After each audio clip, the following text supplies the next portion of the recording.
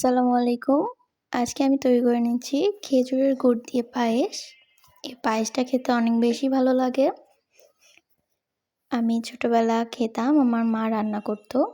তো তারপরে চলুন কথা না বাড়িয়ে চলে যাই। ফ্রিজ থেকে দুধ বের করে রেখে দিলাম ভিজিয়ে। তারপরে আগে থেকে যা, যা লাগবে আমি সব উপকরণগুলো রেডি করে নিচ্ছিলাম।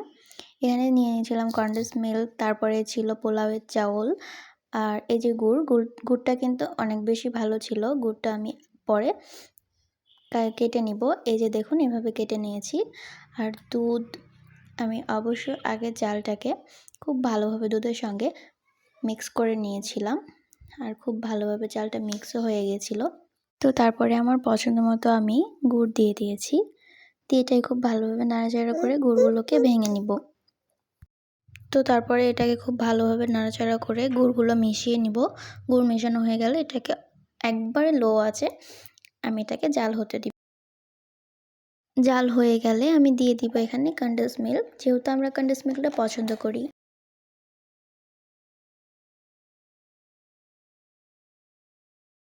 কনডেন্স মিল্ক দেওয়া হয়ে গেলে এটাকে লো হিটে একবারে জাল করে নিব অনেকক্ষণ।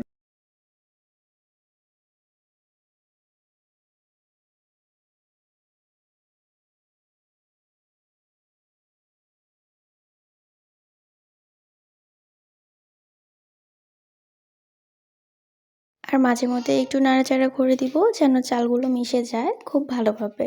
এই তো তৈরি হয়ে গেল আমাদের খেজুরের গুড়ের পায়েস।